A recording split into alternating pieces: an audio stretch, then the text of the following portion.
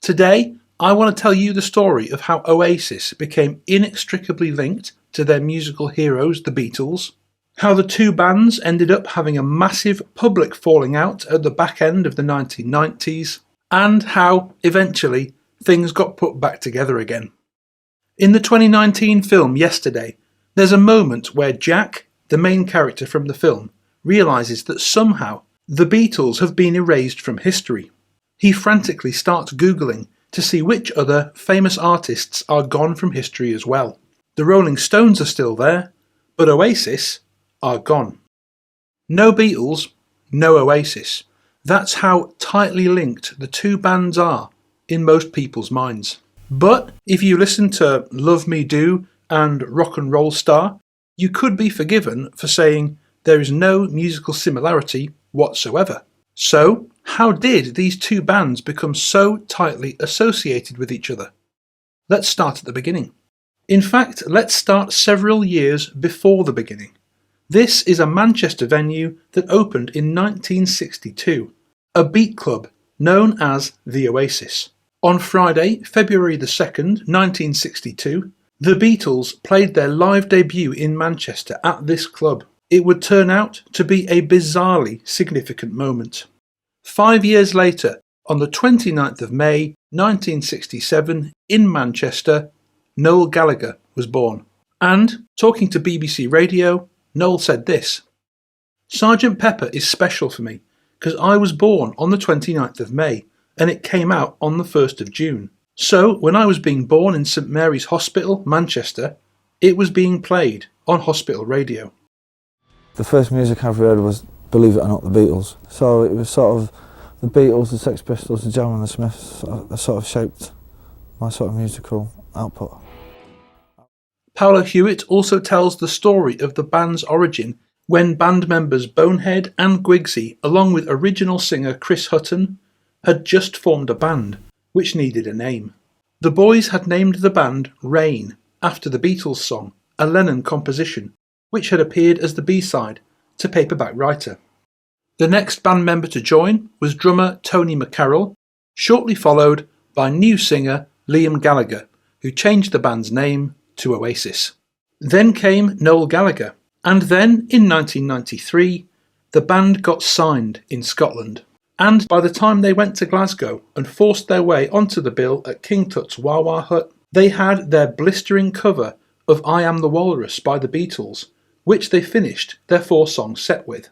That set, including a Beatles cover, resulted in Alan McGee of Creation Records signing them. And drummer Tony remembers how they were automatically linked with the Beatles even from that very first moment, saying, "As we all stood there trying to figure out how to look cool in the dark of the club, Alan McGee ambled over. He introduced himself and then started warbling about how we were going to be the biggest band in the world, bigger than the Beatles." These statements would be repeated like a mantra for the next 10 years. After being signed, Oasis began working on their first 2 singles and their debut album. And there were Beatles references all over the place. In the first single, we had a reference to Yellow Submarine and a guitar solo based directly on the riff from George Harrison's My Sweet Lord. On the B-side to that single, Take Me Away, we got a direct quote of the lyrics from Octopus's Garden, I'd Like to Be Under the Sea. The cover for the third single, Live Forever, was a photograph of John Lennon's childhood home. Whatever was the next single after Definitely Maybe, and in the outro to this song, live, Liam, or the fans, would regularly end up singing this.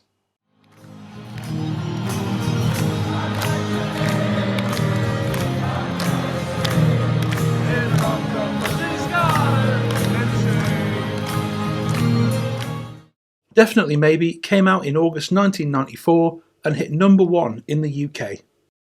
We run the risk every day, right, of being the most arrogant fucking bastards in music business. We know we're the greatest band in this fucking country. Right. When Monday afternoon comes and our records are on the shelves, we've achieved what we set out to do. In February 1995, Oasis won their first Brit Award for Definitely Maybe. It was presented by Ray Davies of the Kinks, and when he accepted it, Noel said this. I'd like to thank Ray Davies for influencing me. I'd like to thank George Martin for producing the best band ever was, the Beatles. I'd like to thank all our parents. Live forever. See you later. And also, apparently that year in 1995, Noel Gallagher met Paul McCartney for the first time. Somebody called my flat and said they're having a party. Stella's having a party. Do you want to come across? But they didn't tell me that McCartney was going to there because they thought I might freak out, kind of thing. So we went to his gaff, you know. Somebody said, this is, what's his name from Oasis? And he went, hey man, great to meet you. And I happened to have a brown suede jacket on that looked very reminiscent of the cover of Rubber Soul. And I kind of had longish hair. And he said, hey, you look like a Beatle. And I said, so do you. And we had a great night. But meeting McCartney was not the most significant thing that would happen that year. For their second album, they decided the next step was to try and match the Stone Roses.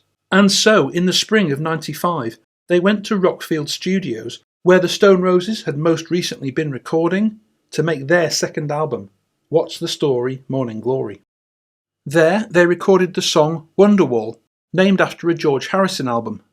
They recorded their classic hit Don't Look Back in Anger, opening with the chords from John Lennon's Imagine, also quoting him verbatim in the bridge lyrics. In the song She's Electric, they literally just lifted the entire closing little phrase from With a Little Help from My Friends and just slapped it on the end. Try listening to those two endings side to side. They're identical.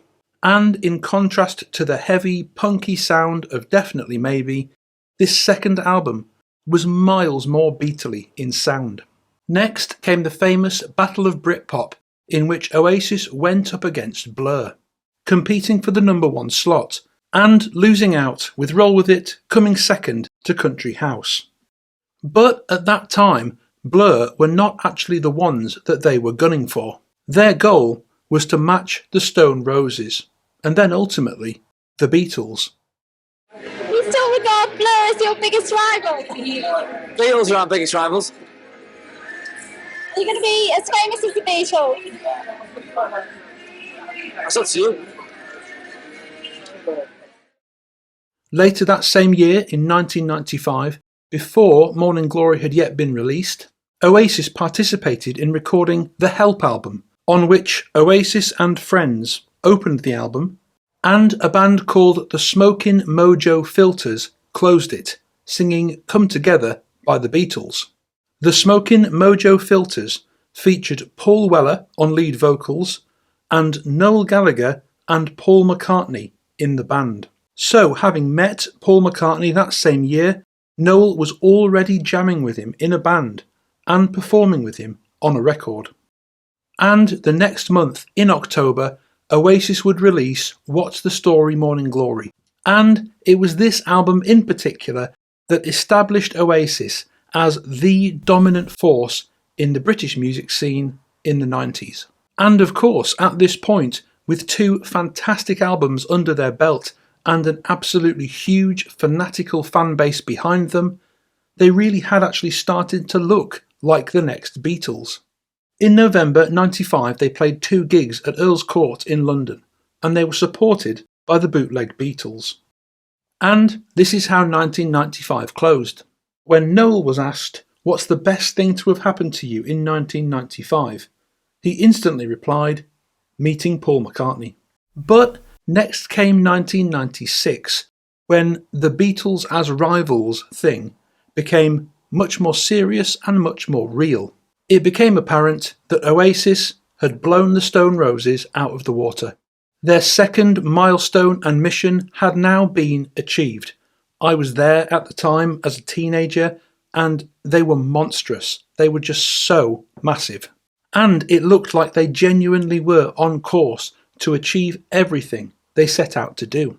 And so, as they geared up for the final ascent, it seems like come February '96, a behind-the-scenes decision had been made, and that month both Liam and Noel went on the record in the press with the idea of beating their heroes now officially, directly in the crosshairs.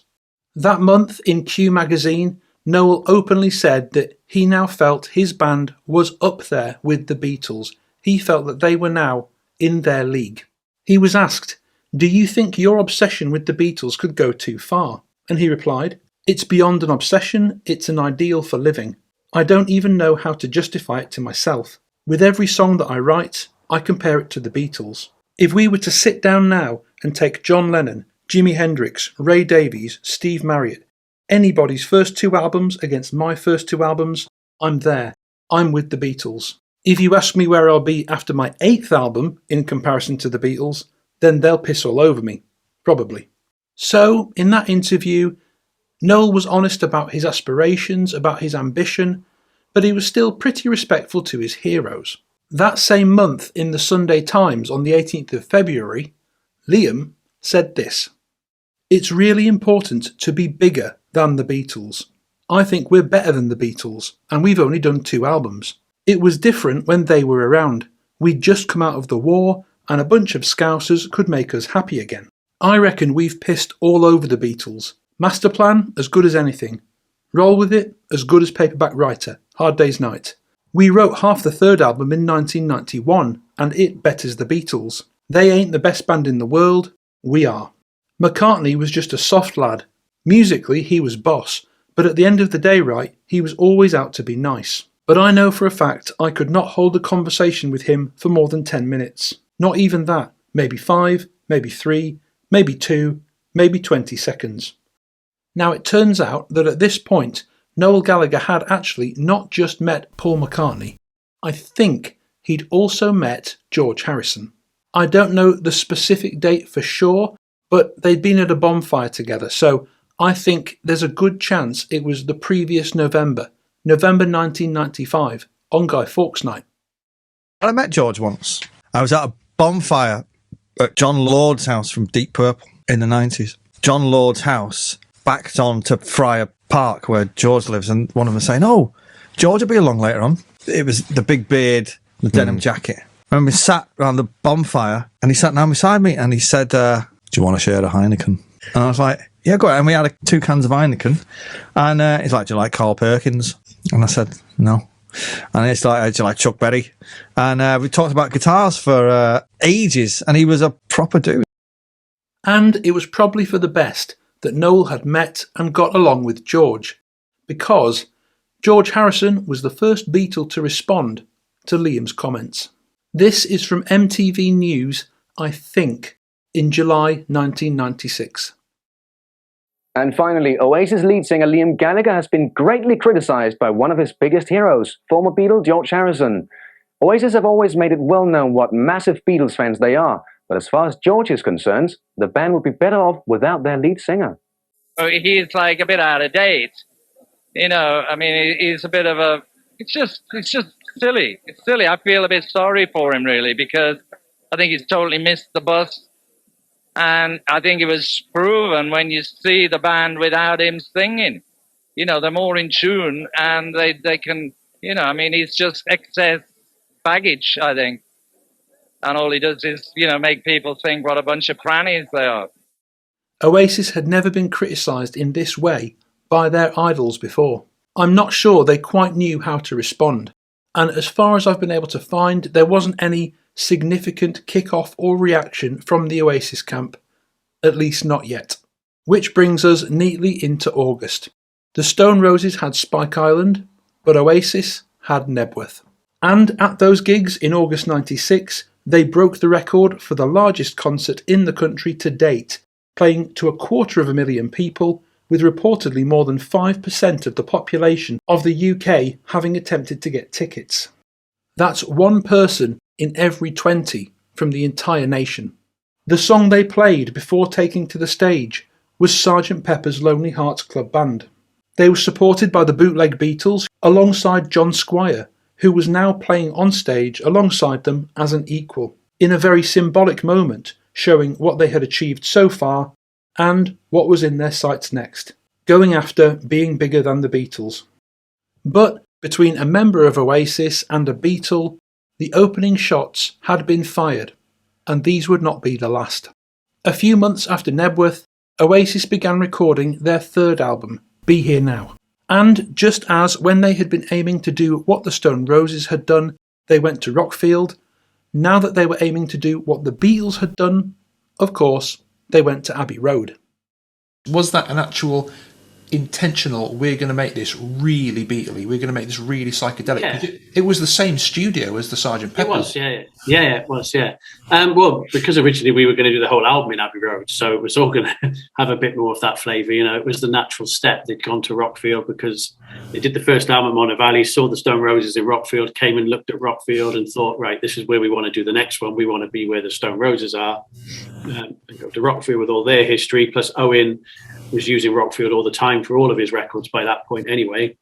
And then I think the natural step after that is where else can you go after you've been to Rockfield? And that was to Abbey Road and to Studio 2, you know, to the Beatles one. And while they were at Abbey Road, that idea, that attempt to kind of channel the Beatles was taken to an almost religious level. Because I know they actually apparently they sat in there with all the lights off and listened to every Beatles album back to back. Do you remember that?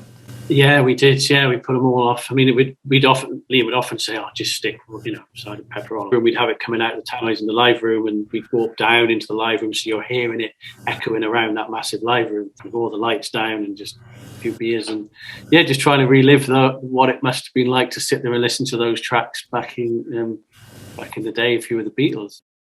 But Oasis didn't actually last all that long at Abbey Road because they were just so damn loud. People complained, and so they just left. In the end, Be Here Now was recorded across various other locations, one of which was Air Studios, a facility set up by George Martin, the legendary arranger and producer on the majority of Beatle records. And it turned out that while Oasis were there, George was as well. And after their meeting, George gave his blessing, describing Noel Gallagher as the finest songwriter of his generation. On April the 7th, 1997, Liam Gallagher and Patsy Kensit got married at Marylebone Registry Office, the same place in which Paul and Linda McCartney had tied the knot in 1969. As the nation waited for the third Oasis album, that conviction that this was not a future thing, that they really were now the new Beatles, was everywhere. Here's Simon Fowler, frontman of fellow 90s indie titans Ocean Colour Scene, talking that year. A Beatles tie. It's Oasis. Where's the other one? Without sounding too big-headed, I suppose if I was, 16 in 1958 or something, and living in Liverpool, I probably would have ended up in the Beatles or something. Yeah. I could have been George Harrison, I reckon. Although far better looking, wouldn't you say? That same month, on July the 12th, 1997, George Harrison gave an interview to Le Figaro magazine in France, in which he attacked various musical artists of the day, saying they would all be forgotten about in 30 years. Interestingly, he was literally wrong about every single one. And one of the artists he attacked and called not very interesting was Oasis. And that still wasn't his final pop at the band. The next month, Be Here Now came out, in August 1997, and it became the fastest-selling album in British chart history, also missing out on hitting the number one spot in America by only 771 copies. And then, in September 1997, the next month, Oasis set off all around the world on the Be Here Now tour, the biggest, craziest, wildest, most hilarious, overblown and demented moment in their entire careers. They had a few weeks off towards the back end of October, and it was around this time that the Beatles shit finally hit the Oasis fan. According to this excellent new book by Kessler and McBain, throughout the summer of 1997, the illustrious music writer Nick Kent worked on a documentary of Oasis for a French production company. Although not officially endorsed by Oasis, it had their cooperation. That documentary was called Behind the Mirror, and in it, Nick Kent had interviewed three of Oasis's heroes, George Harrison, Mick Jagger and Keith Richards. But all of them had gone on the record, publicly, pretty negatively about the band. In that documentary, George Harrison said this. The one who writes the songs, no, he's okay. But, they don't have that much depth. The other bloke is just a pain. I don't think they need him. The one who writes the songs, he can sing them just as well. Maybe it's because it's his brother, he's got to keep him in the band. George Harrison doesn't know Liam, so he's never met him. Which is, if you didn't know Liam and you read about him in the papers, then I suppose you wouldn't like him. But unless you get to know him, you shouldn't be making statements like that, really. But we all love you, George. We think you're top. And this was now the third time that George Harrison had gone after Oasis in general in a vague way, but Liam in a very specific way. And Liam had officially had enough.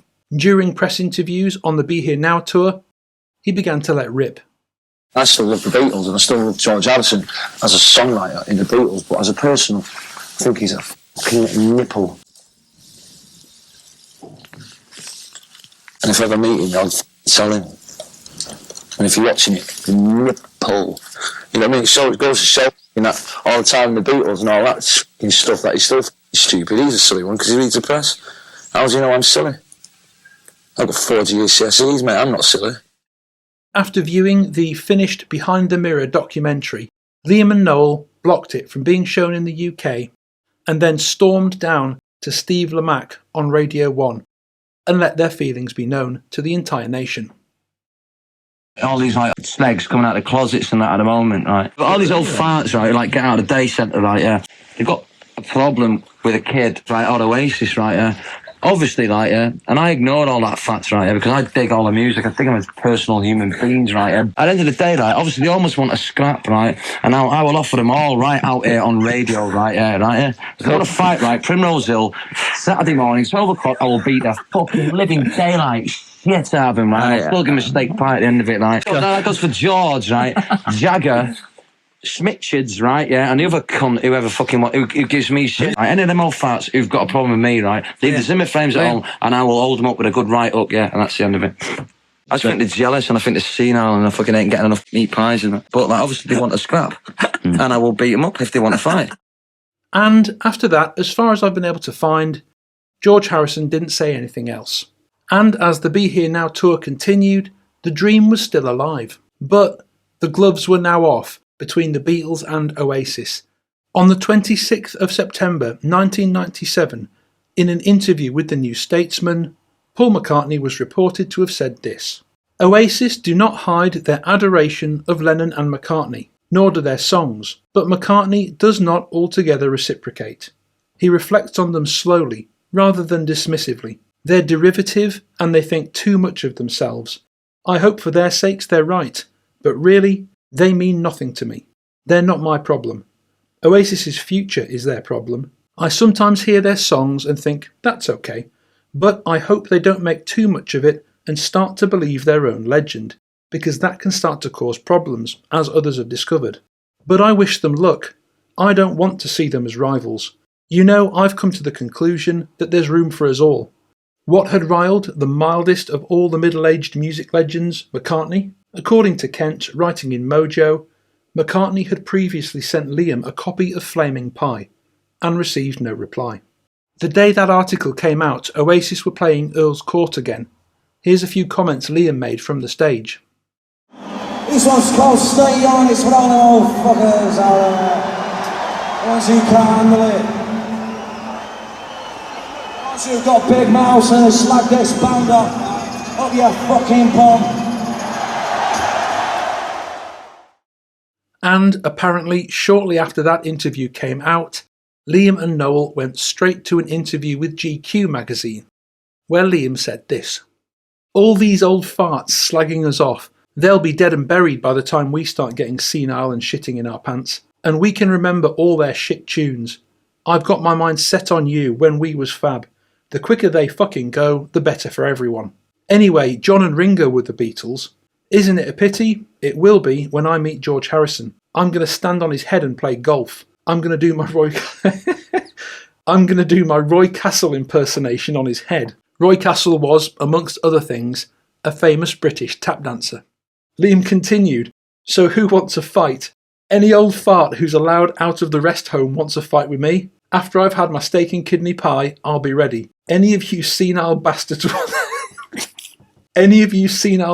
want a ruck? I'll meet you in the pub, 6 o'clock. Yeah, it's unlikely, you never know, they might turn up. Woof, I'll do the lot of them. That should be the headline. I had a dream where I drop-kicked him in the throat, George, and smashed McCartney from here to Jupiter and back. He didn't have his seatbelt on. My name is Disturbance. I loved the music, I played the game. Thought I wasn't bothered, then I thought, I do want it. Keith, Mick, and any other old bag who decides to get out of bed in the morning to slag us off. Dirty old nipple, sweaty old mushroom. I want to meet you in the middle of Primrose Hill, Thursday afternoon, 12 o'clock, on the green. They say they got misquoted. I won't be misquoted. The main thing we're talking about here is this. Any dick who wants it, regardless of what time of day or what shoes I've got on. Anyone who wants a rumble will get it, because the man is mad for it, and that's the end of it. And there'll be no big chaps around. Just me and my dick. And there'll be no big chaps around. Just me and my dick. And I'll hit him with my knob. And of course, at this point, Noel had also had enough and went a little further. George Harrison, right? I'll tell you about him. I met his son Danny in New York last week, waiting to get on Concorde. He was already pissed. On the flight back we had about 25 Bloody Marys, and he arrived at Heathrow rolling. I had to get his bag and stick it on the trolley. Guess who's waiting to meet him when the doors open? George Harrison, who's been slagging my brother off. I've got my arm around his son and he's smoking 4 fags. He's as pissed as a fucking arse. He goes, "Hey Dad, he's alright you know." And I say, "Hello George, here's your son. You have just been Gallaghered. Go and puke up in your Ashford home while my stomach gently retches." And, according to James Brown, some of their anecdotes in the GQ article were so wild they ended up costing Condé Nast, the publishers, £25,000 in libel fees to George Harrison's son, Danny. It was official, the gloves were off, 2/3 of the Beatles had fallen out with Oasis in a very public way. 4 days after that McCartney article came out, Oasis played Birmingham NEC with Ocean Colour Scene. And this now famous conversation happened between Damon from OCS and Liam. At the hotel afterwards, Ocean Colour Scene's bass player Damon Minchella comes over for a drink. He triumphantly says to Liam, "Next week the Verve will go in at #1 in the album charts." That means the charts, the top 3, will be Verve, Oasis and Ocean Colour Scene. How about that? Phil Collins, you can fuck right off. It's like the 60s, Liam points out. Beatles, Stones and Who. Then he says quietly, "I can go now. I've done what I was put on this earth to do." And there was, from this point on, a strange sense of something coming to an end. Liam would not forgive Paul McCartney for many years, and Noel was as well pretty stung by the comments, saying this to Pulse in December 97. Gallagher contrasted his self-sung Magic Pie track and McCartney's coincidentally titled New Disc. "Flaming Pie is a bag of shite, a load of fucking rubbish. I don't like it at all. I've never liked McCartney's stuff." This coming after Macca went on record slamming Oasis as derivative. I haven't got any plans to work with anyone, especially Paul McCartney. Is it, wait, there's a bit of trouble in that department? No, I don't know, I think he's just going senile, isn't he? Right. As the Be Here Now tour continued into 1998, that sense of having been stabbed in the back by Paul McCartney did not abate. Liam caught Bonehead buying Paul McCartney's biography at the airport. He ripped it out of Bonehead's hand and lobbed it over a balcony. "What the fuck are you doing buying a Quacker book?" Liam roared. Quacker was Liam's surreal nickname for McCartney. Macca becomes Quacker via Wacker. Quacker the wanker. What the fuck do you want to read that for, eh? Fucking Macca the Quacker. Good songwriter, but a right wanker, and you bought a book on him. You bought a book on Quacker.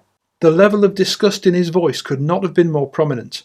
"It's only a book," Bonehead protested. "It's not like I'm moving in with him or anything, Jesus." "But it's Quacker," Liam shot back. "You can't buy his book, you dick."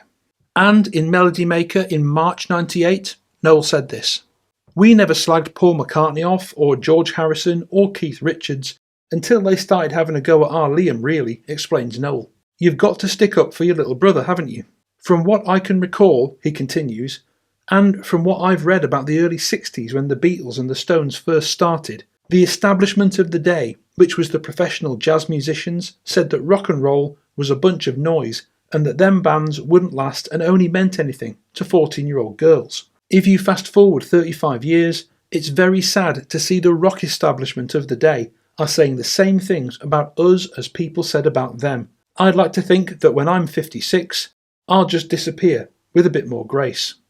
But despite the energy and the fury of some of the Gallagher's jibes, it did seem that the wind was actually out of their sails at this point, and they were getting pretty burned out. Be Here Now had initially been released to rave reviews, but now the press and the media had started to turn on it, and it was being slammed everywhere. Up until now, everything had gone according to plan. Everything except the very last step. And you can really see that deflated sense in Liam in particular in this interview in the States. No, let's get it right. I never said we were going to be bigger than the Beatles. I don't want to be bigger than the Beatles. You know, I said we're going to be as important as the Beatles in this day and age. But sagging U.S. sales figures suggest the new album, Be Here Now, might not sustain the band's popularity. The truth was, Paul McCartney's warning shots across the bow and comments about Oasis's future were not entirely unfounded, because after Be Here Now came out in '97, other than the singles from that same album, Oasis didn't release anything else new until the year 2000. It was around 3 years of radio silence in which former young teenagers like myself had now gone to college or to uni or got jobs and had started growing up, and during which time British culture had moved on massively and the band had completely lost the momentum that they had built up in the mid-90s. People should be great that a British band actually came that close to being as big as the fucking Beatles, but what it is they just use it as a stick to Beatles with, and it fucking gets on my nerves, to be honest with you. You know, a lot of people slag us off for a lot of things, but, you know, we came fucking that close, man, to being, you know, to being as big as the Beatles. It was only that close. If we'd have put out a decent third album, you know, say if this was our third album, I think you'd have been talking about major league fucking rock and roll stars, man. But, you know, shit happens and we lost the momentum. The very next year after that interview, 2001, George Harrison passed away. And that same year, when it was now apparent to all that the Oasis rocket was no longer accelerating up at speed, the still estranged Paul McCartney went on the Howard Stern show and said this. Is there anyone, like, I know like you badmouthed Oasis. You said they are horrible. Did I? No, I was asked. The trouble is everyone, because they're so Beatley, people say, what do you think about Oasis? Right. And I got fed up of being asked. I started off saying, they're okay. Hey, I wish them good luck. They're young guys. It's difficult out there. You know, just trying to help kind of thing. But then they started to badmouth us and stuff. Badmouth the Beatles? Yeah. They started to say, we're much better, man. That got to you? Yeah, sure, you know. And in the end, then I just I didn't really badmouth them too much. I just said I think they're slightly derivative. I would say very derivative. How could they badmouth the Beatles? I mean, after all. Okay. Well, they thought they were better. As the noughties progressed and the embers of the feud began to cool, a few green shoots of hope began to come up from the ashes. In 2004, Oasis headlined Glastonbury on the Friday night, and Paul McCartney headlined Glastonbury on the Saturday. They were both there, both headlining at the same gig. And I reckon this could have been a key moment, because at this Oasis gig, Oasis's new drummer was Zach Starkey, Ringo Starr's son. With McCartney and Ringo's son at the same gig, what are the odds that everyone backstage just avoided each other completely? Slim, in my opinion. Zach played on Oasis's 2005 album Don't Believe the Truth, which is my personal favourite of the noughties Oasis albums, and hands down the most Beatley. And it was during the sessions for this album in LA that Liam Gallagher actually finally met Paul McCartney for the first time. And it seems that at this point, all the mudslinging of the 90s was water under the bridge at last. In fact, apparently, Paul McCartney came close to possibly putting a bass line down on an Oasis song called Boy with the Blues. How many Beatles did you meet? Did you meet George and Paul? I met Paul, I've met Ringo, I mean, I met McCartney a few times and he was mega as well, you know what I mean? He's top man. First time I met him was in LA in Capitol Studios. Zach was playing with us, so he's come in to see Zach. We had a photograph with him. And then we were doing some kind of bass. I think it was on one of my songs called "The Boy with the Blues," and he was going, "The bass, you know, it's not that, it's not too great and all that." I was like, "Well, you're next door. Why don't you go and get your bass and put it on there?" And he was like, "Nah." He wriggled out of it. You know what I mean? In 2006, Paul McCartney split from his second wife Heather Mills, and Noel extended a further tip of the hat and olive branch through the press. "I feel really bad for him, to be honest," Gallagher said while in Toronto. "I know what he goes through getting divorced, and your soon-to-be ex-wife is just being an absolute fucking lunatic. I've been there.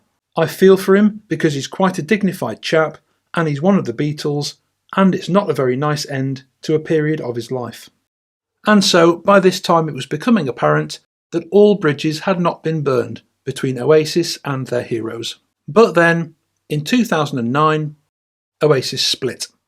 And Noel and Liam entered a long period of extreme hostility towards one another, slagging each other off online, in the press, on the radio, and pretty much at every opportunity.